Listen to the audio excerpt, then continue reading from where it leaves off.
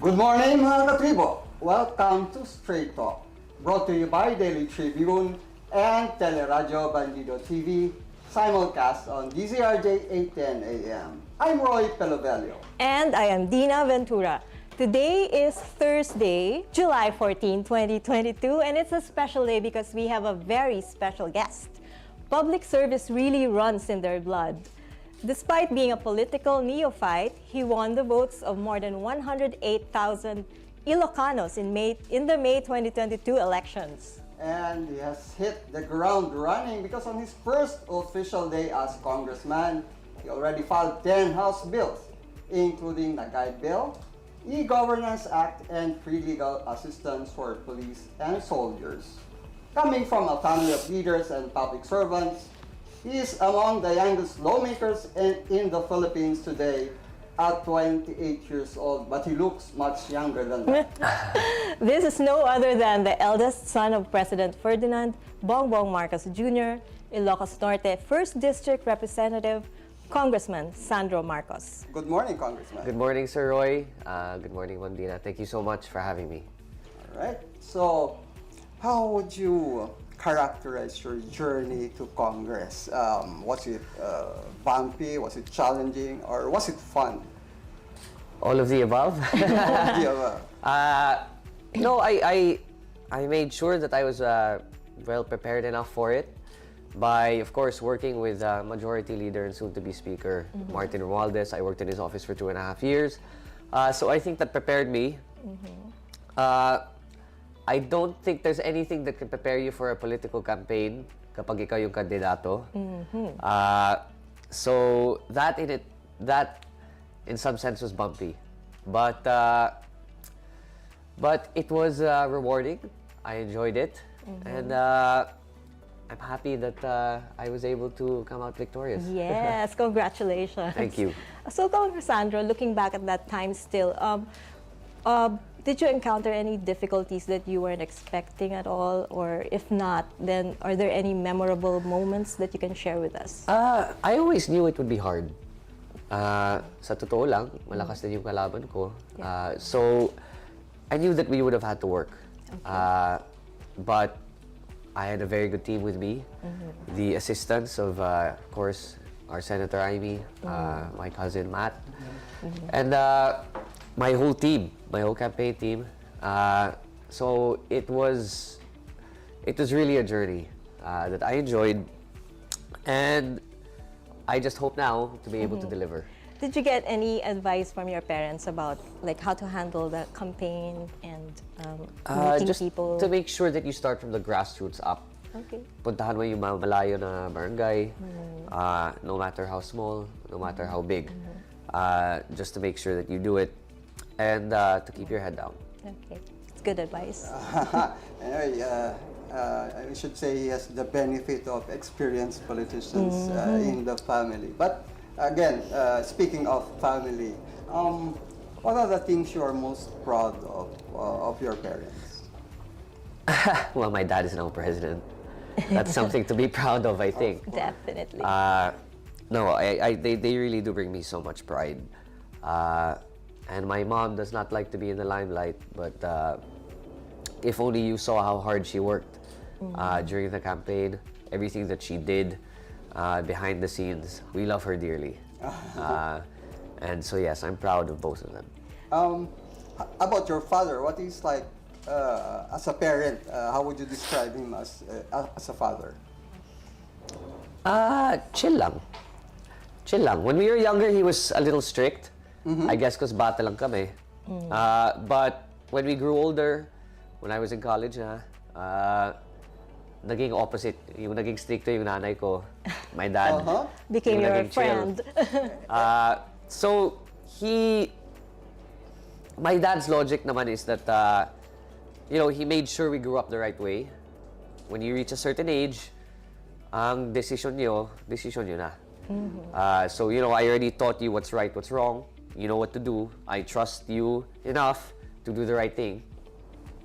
I'll let you make that decision. Okay. Any memorable experience na masasabi mo na, kaya mo nasabi that chill lang siya? In what way is In he what chill? way is he chill? So many instances eh. But I guess the night before election day, hindi ako nakatulog. Mga 2 araw. I would keep on walking back and forth in the room. I said, Dad, ako congressman lang, ikaw pangulo tinatakbo mo, but ang ano mo lang? But ang chair mo lang, he said, you know, when you've done this long enough, you have to understand that basta alam mo sa sarili mo, ginawa mo lahat. Lahat na kaya mo. You did everything that you could. You made sure everything fell in the right places. There's not much more you can do than that. So just accept whatever result that comes out, accept it with dignity, accept it with pride, knowing that you did your utmost So best. I guess at some point you have to let go of any kind of control on the results, right? I don't know if he was just pretending to be cool. I'm sure deep down nervous He was din yan. worried, yeah. But Butterflies in the stomach? Definitely. yeah, and For all of us. well, still on that experience, looking back, what was going through your mind, and what were you feeling when you were taking your oath of office, administered by no less than your dad, the president? It was surreal. It was surreal. I know my lolo did it for my dad, which is why my dad wanted to do it for me. And he said naman, I was supposed to do it in Ilocos. But sinabi niya sa akin, how often can I tell someone that I, the president, administered the oath to my own son? Diba? So nakipag-usap, and he said, can I be the one? So I was super happy. Special moment. And I think, if I'm not mistaken, it was you took your oath in Malacanang, I did, yes. and that's where your lolo and your dad lived for quite a long time. Yes, yes. Anyway. Ako naman hindi ako titira dyan. We'll talk about that. Sure. But mga katibo, we're only getting started. We'll know more about Congressman Sandro Marcos when Straight Talk returns.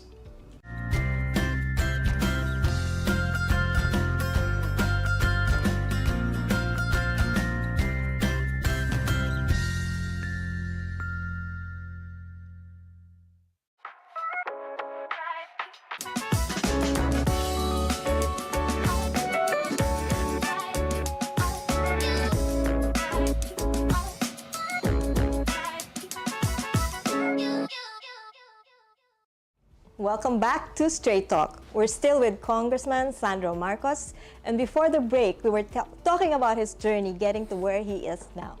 So we'd like to know, was there anything that changed in your lifestyle routine when you became a congressman? Maybe not as much as congressman, but more as presidential son. Okay, tell us about it. Nagulat ako sa daming PSG na sumasama sa akin ngayon. Okay. I remember last weekend, I tried to go to the mall to watch a movie. Oh, you did?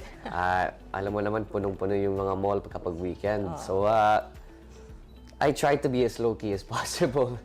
But ang hirap talaga when you have... And I said, I don't think I can do this anymore. Oh, really? Nahihiya talaga ako. I understand that it's necessary. I know kailangan talaga. But it's gonna take some adjustment. Yeah. What was it like for you before? Because you were already a public figure, so people recognize you, I'm sure, when you go out. Public figure, yes, but not as much as I am now, I guess, or as because of my dad. So iba talaga. Iba talaga. I remember in 2016, 2017, I was allowed to drive anywhere by myself. Wow. No security. My parents wouldn't mind. And then, I guess, the more I went on, wala, hindi na pwede. So is that something you're ready to give up for now? I don't think I have much of a choice. So how are you doing that? How are you trying to accept that fact? Because that's like your freedom to move around. It's gonna be gone. It's something that I knew I had to prepare for.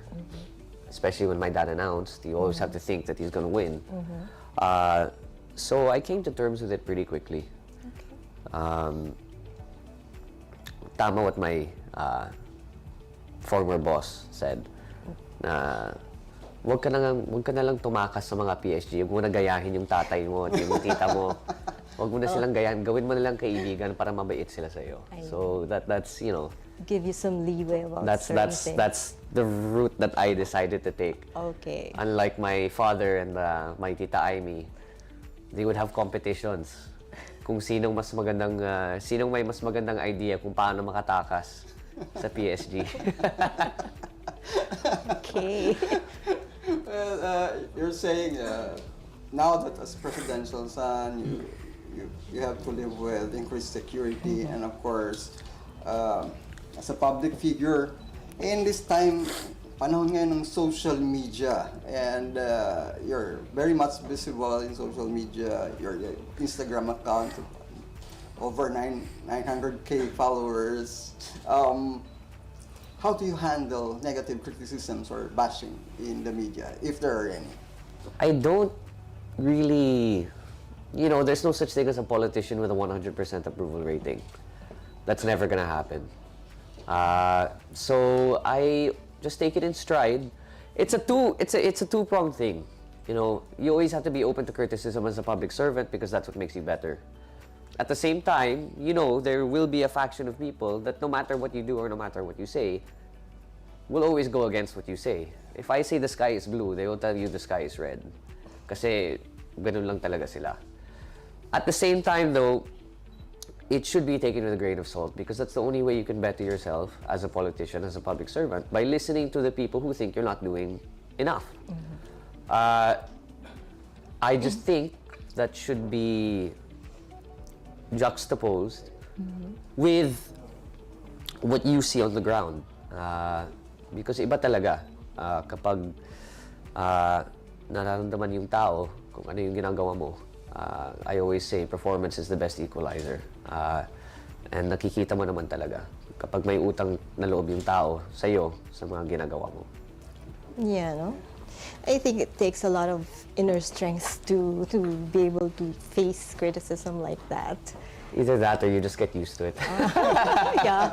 So anyway, another quality that we've noticed about you is that you still practice that Filipino way of showing respect, pagmano. And we'd like to know how come you're very magalang like that, and how can we instill this quality among the youth today, do you think? To tell you the truth, I don't think that's anything out of the ordinary. We're all taught to do that as kids. So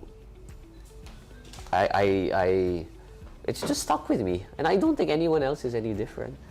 Maybe I don't know any better, but I always think it's you know, just a sign of respect. Okay, it's very good. It's our very good. elders. It's very nice to see, because I think the reason we're asking this is because it's not very common nowadays among the youth. So, yeah. It's a Although good may mga example. tao din na when I was campaigning, lumalapit ako sa kanila, nagmamanaw. Hoy, hindi pa ako ganun katanda. Ayaw. On the other hand, Don't ever do that to me again. Oh, well, so it's a double-edged sword. So to But no, I mean, I think everyone knows naman that it's a sign of respect. Yes, And that, you know, we're taught to do that as kids. I know. And Sa, I really sa wish. mga probinsya, marami pa rin. Pero dito sa Manila mukhang that's a disappearing practice. It among is, it is. Well, I hope it's a tradition that never disappears. Yes. I think it's a very good tradition. I agree. And, showing respect to the elderly must be a value that we must continue to cherish. Yes. And speaking of values and traditions, you are now a lawmaker, a congressman. But if you're not wearing that kind of hat, what would you want to do and what do you enjoy doing? Like any 28-year-old, you know, hindi na ako bata, but I'm not, you know, a full adult yet, I guess you could say, at 28. Or rather, an old adult. Pwede ko naman yan siya, matagal na tayo magkakilala. Sure. I'm just kidding. But Like any other 28-year-old, I'm into sports. I like seeing my friends, spending time with family, going on trips with them if I can. Normal, nothing out of the ordinary. I love cooking, which not a lot of people know about me, yes. Yeah. What kind of dishes would you want to cook? Iba-iba. I live alone now, but when I was in the UK, I can't eat out every day, ang mahal. So, actually, may usapan kami with my roommates is, I'd cook, because I enjoy it anyway, I'd cook 3 times a week. Sila yung bibili ng groceries. What kind of food did you used to prepare? A lot. Adobo, no? Yes, I used to cook Classic. them sinigang. But then, also not Filipino food. I can cook Italian, I can cook Spanish, I can cook iba-iba. Okay. All right. Something you learned today. Going through your Instagram pictures, I've also seen you doing as DJ. You love music. I love like music. your father. Yes, I What love kind of music. music do you love? Is it different? Everything, everything. From jazz to rock to blues to house to hip hop, kahit ano. I got that from my dad. He, ever since. Actually, our victory gift to him na nga is we got him a vinyl player with speakers. Sometimes in the morning, mga 7:30, before he has his breakfast, I'll find him. He's just, nakaupo lang siya, ganito, listening to his record player that we got him. All right. That's nice. Yeah, so I'm happy that we were able to get that. But we really got that from my dad. All of us, me and my brothers all love music because of him. And yes, I used to DJ. I still kind of do, but not really anymore. Yeah, I don't think ever nagkaroon yung batasan ng isang congressman DJ. But Oh, first time, right? no, I mean, I used to do it for my parents when I was in school. I said, Mom, Dad, taas nyo naman yung allowance ko. And they said, no. if you want to make more, if you want to have more money, go make it. And I was already DJing, so I ended up having it as a side job. I worked for an event management company for, I think, the better part of 3 years. Part of which was DJing at their events. So that was my way of making more money while I was in school. And I guess it was the best job ever because I just got paid to have fun. Because it's something that I would do anyway.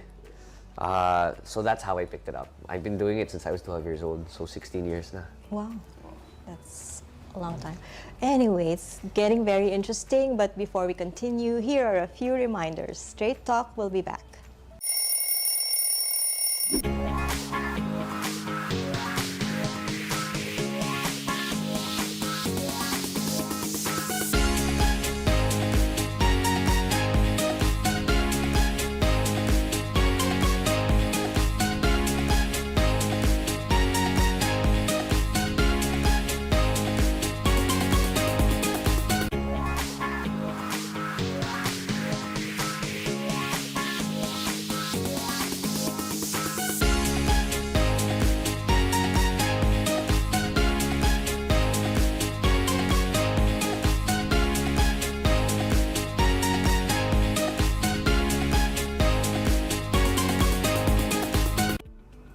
You're still watching Straight Talk, mga katribo. And still with us is Congressman Sandro Marcos. At syempre, para may iba naman ng usapan, I'm going to ask a question that could be controversial. Okay.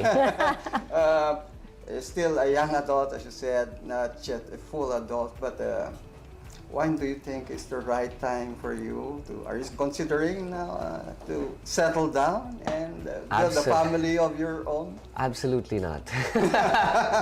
Ang layo pa. No. I think wala pa yan sa isip ko. I just plan on I guess working hard here in Congress, but you know, enjoying my youth while I can. But you do have some... You're seeing someone. You're seeing someone? Okay, so contrary to what people might believe, sa dami kong nakita sa social media, that's actually, I am single. So, sa mga taong nagti-TikTok dyan, don't believe everything you see. Alam mo yung nangyari is,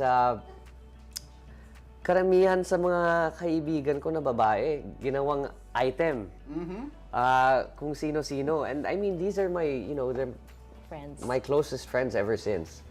I guess that's bound to happen.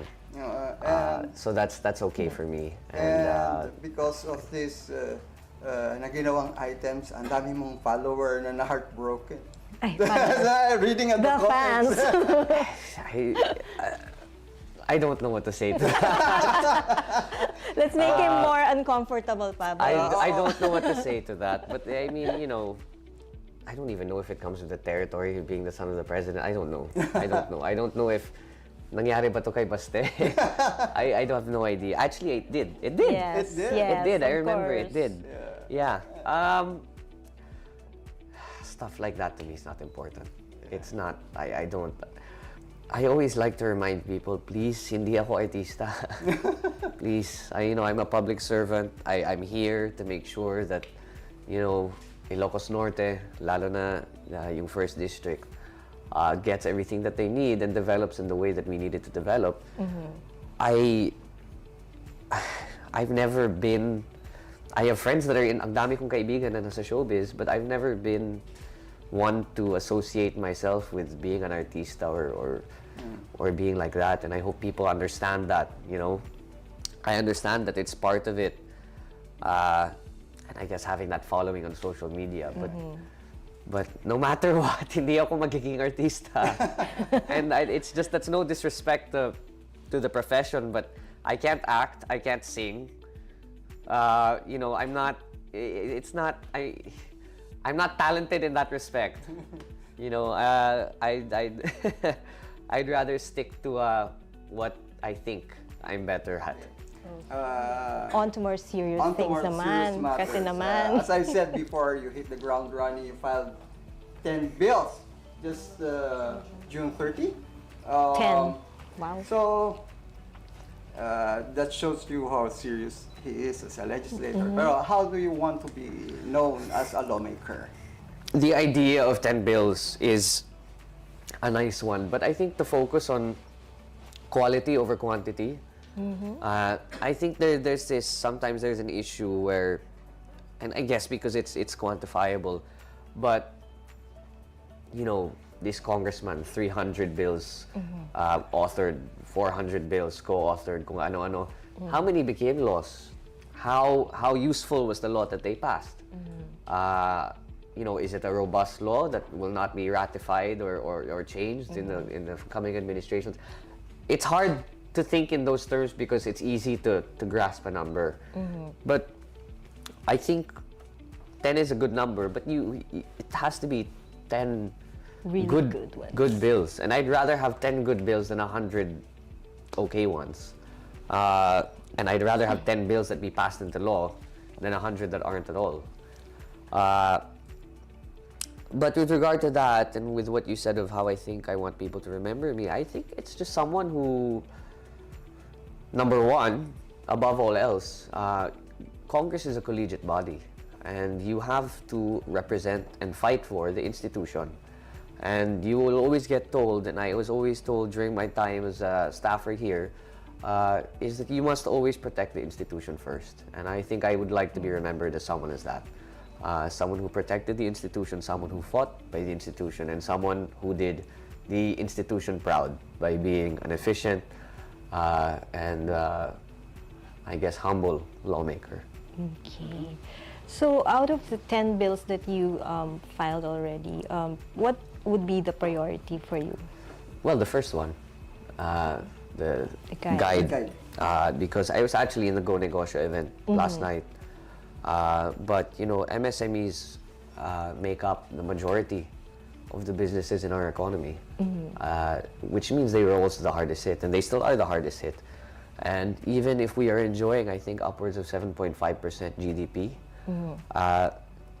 that doesn't necessarily mean that the growth translates to that sector of the economy. So the guide bill aims to give, I think, 10 billion pesos to DBP and Land Bank as loan credit for the MSME sector. So that, I think, would be one of the priorities. Not just of the Congress, but of course, as we saw with our president, it's also one of the priorities of the executive, Yes. assisting our MSMEs. So hopefully, we can get that through as quick as possible so that there's access to credit within that sector of the economy. And above all else, even if they don't feel that 7.5%, I'm not saying that they don't. I'm just saying they might not. I'd need to study it further. But even if they do, that 10 billion multiplies into jobs, into work, into innovation that sometimes can't be quantified by an amount. So it's important to support that sector of the economy. So to answer your question, that would be one of the priorities. And I think there's also an aspect in your bill that's very important, a unified program, because Yes. these lending institutions have their own separate programs for assistance to various sectors of the Yes. economy. Yes. And so you wanted It a would more be focused intervention by this. It would be a unified program for the MSME sector. I think there's much still to be done. I filed the bill, so it's in its infancy, so to speak. It's been filed, and it will still have to go through the processes of the House and that of the Senate.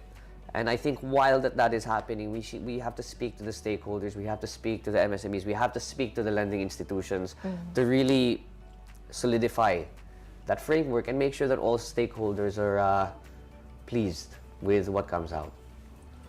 Okay. So before we proceed with the other bills that Congressman Sandro Marcos has filed, we will take a short break. So stay with us.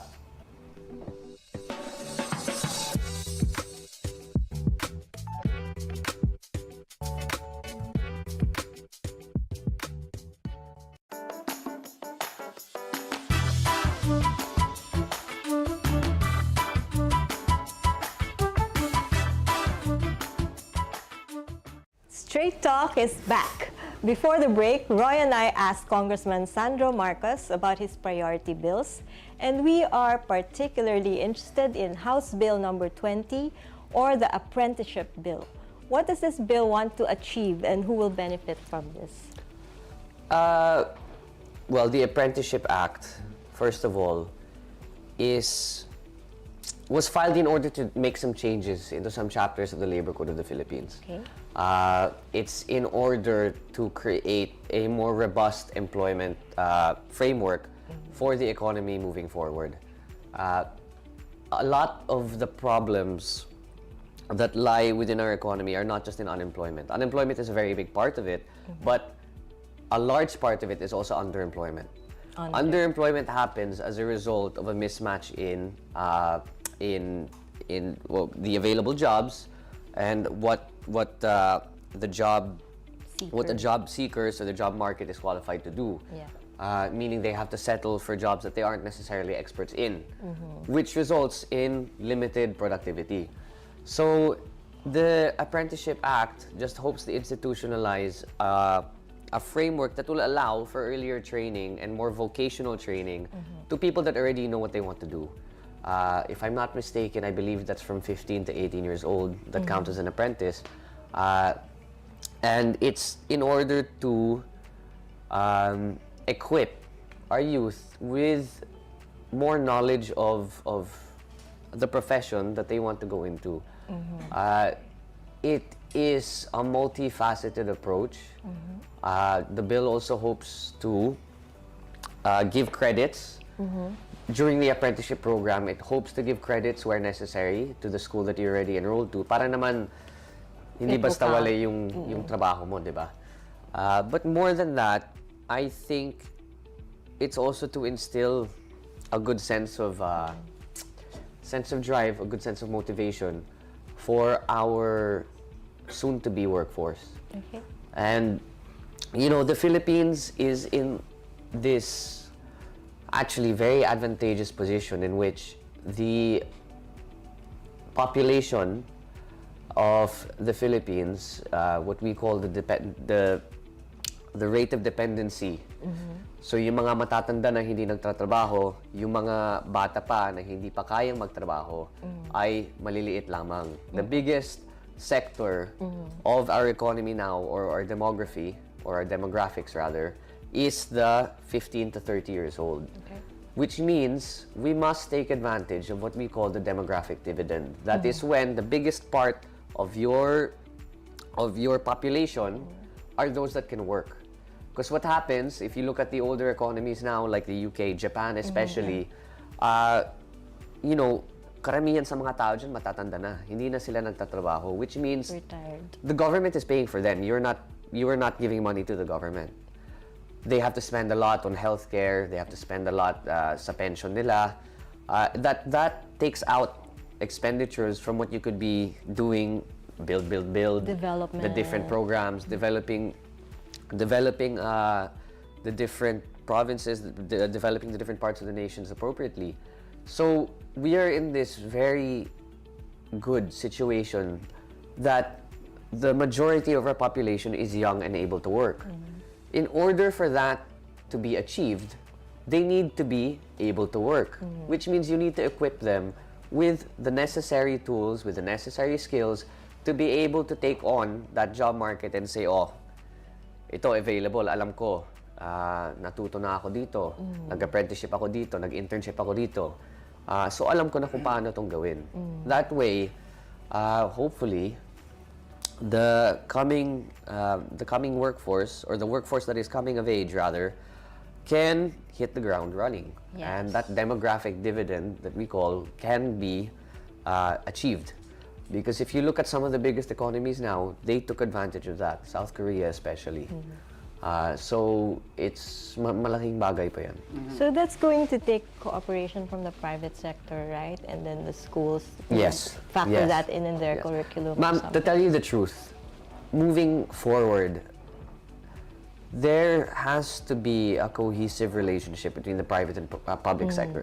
What's happened in the past is that I haven't met, I mean, you know, with the exception of some people, but I haven't met a lot, or the majority of people that I've met in the private sector are willing naman to help Okay. are willing naman to help, are willing to make sure that our country is in a better situation.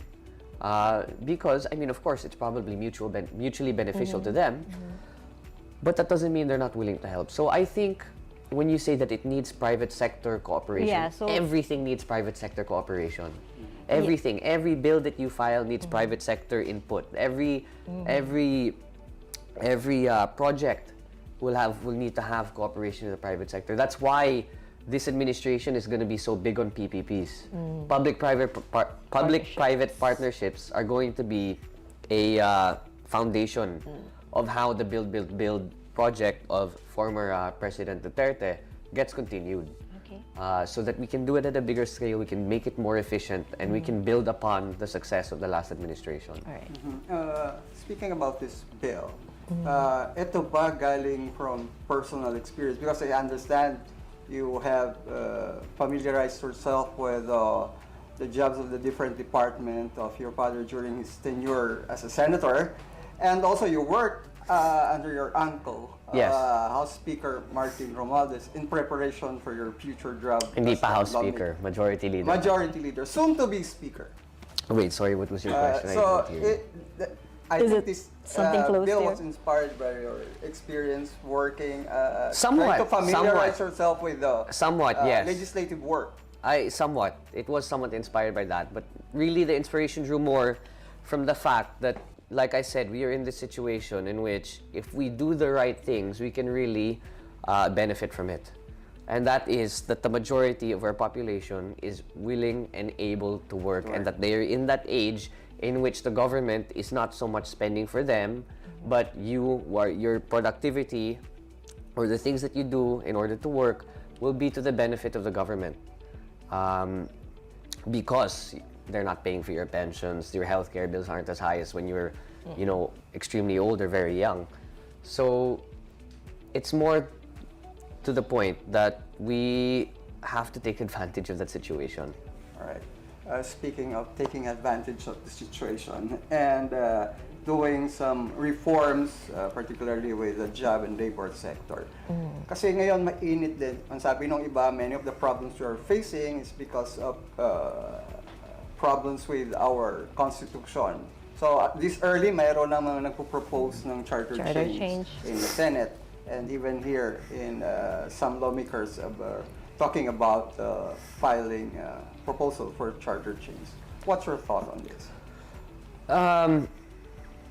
I think, for me, it's something that I know a lot of the more tenured, a lot of the more seasoned lawmakers, yung mga talagang magagaling na abogado that are here in the House will be more versed to answer it than I am. What I said when I was asked in the last interview was kailangan ko muna pag-aralan eh. I need to see where the holes are, what the issues are, and I have an idea of it, but I'd rather study it muna, kailangan ko pag-aralan muna bago ko magbigay ng sariling opinion.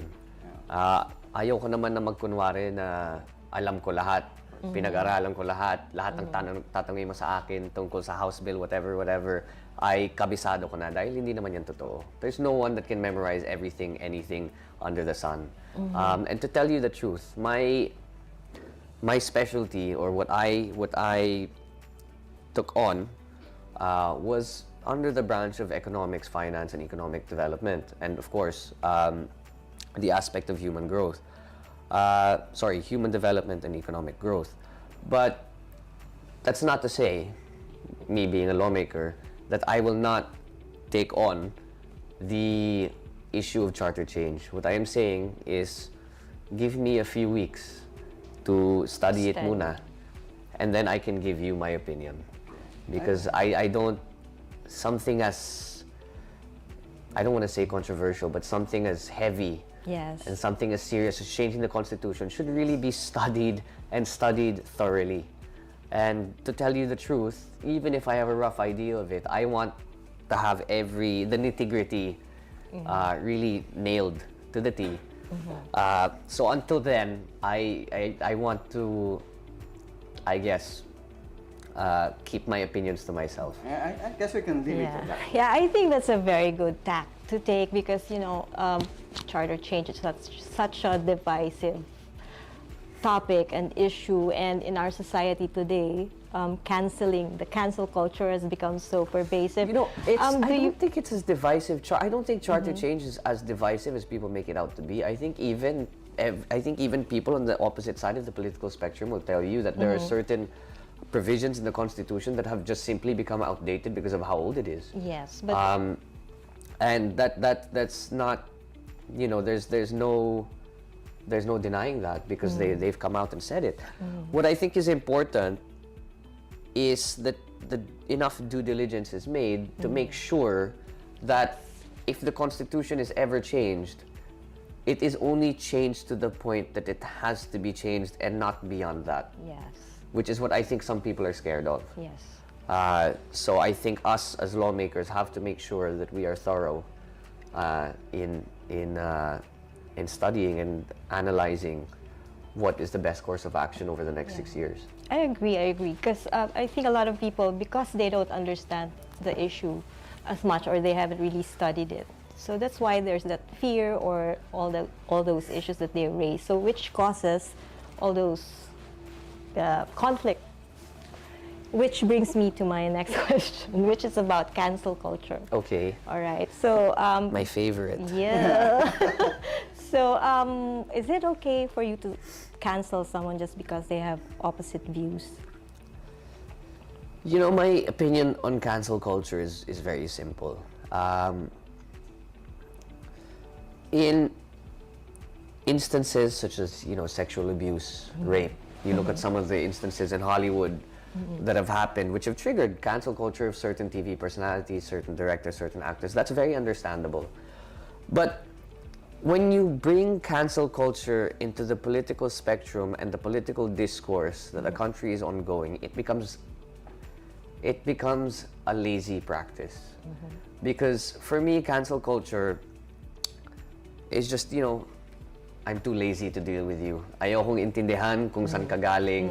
I don't want to understand why you think this way.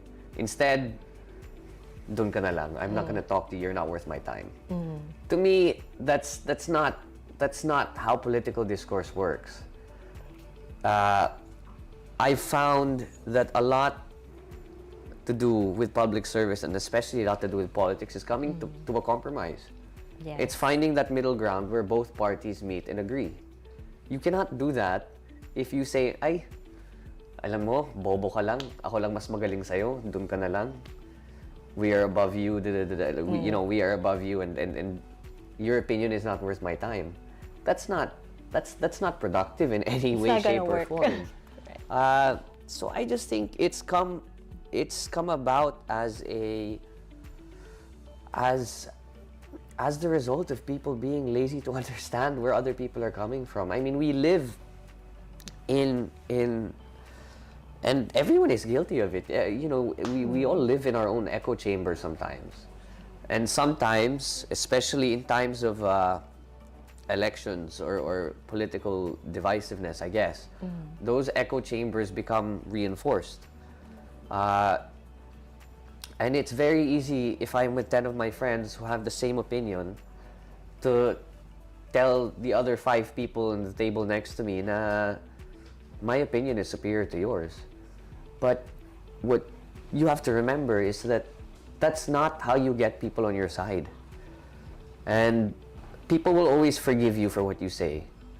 And they might forget what you've said to them. They will never forget how you made them feel. I agree. If you humiliate them, if you put them down, if you talk down on them and be condescending, they will never ever forget that. And when you are in a situation in which it's a game of numbers, the last thing you want to do is push people away. So, I guess kung ganun ang trip ng tao, di pabayaan na lang natin. But for me, I don't know. I think there are more productive ways to go about it than canceling people. I like that. That's a very good answer. And in essence, the bringing cancel culture to political discourse is against the idea of democracy. Well, not necessarily. Democracy is all about free speech, and people are allowed to speak freely. But, they can speak freely, but they also have to accept what the consequences of their speeches are. And sometimes, the way in which you've spoken is not received in the most positive of ways, and it harbors feelings of I don't want to say sadness, but more frustration. So I think that it's something that has to be worked on. Hopefully in due time mawawala din yan. Yeah. And I think that hope reflects the message of your Father's for administration. unity in the country. I agree. And I have never seen someone more patient than Your dad. my dad. Kung ano-ano sinasabi nila sa kanya, but he always says, just look at the good in people. Wag mo na pag-isipan yung sinabi nila. Even now, nung natapos yung eleksyon, I asked him, so paano na to? I went up to him, I said, paano na to? Itong tao, sa ibang kampo pumunta. Itong tao, itong kandidato. He said, son, the elections are over. Sabihin mo sa kanila kung gusto nilang tumulong, kung gusto nila pagandahin ang ating bansa, yan ang importante. Pagsamahan mo na silang lahat. Okay, that's the message of your dad. So, how about you? What's your message to your supporters and critics alike? Supporters and critics alike? Thank you. Well, to the supporters, of course, thank you. Thank you for sticking by me. Thank you for, I guess, having that faith and that belief in me as a public servant, and hoping that I can make a change in this country, in my district, in my province. And to the critics, I hope that I'm given the chance to prove you wrong. Nice. Well said. Yeah, so thank you very much, Congressman Sandro Marcos. No problem, guys. Thank you for your time. inviting us here today at your office and for joining Straight Talk on Thanks, Daily guys. Tribune. Good luck, stay safe. And of course, thank you to our Katribus who joined us today. We hope you enjoyed this episode as much as we did. For the latest news and the hottest issues of the day, join us every Tuesdays and Thursdays from 7:30 a.m. to 9 a.m. Once again, I'm Roy Pilovelio. And I am Dina Ventura, and this is Straight Talk.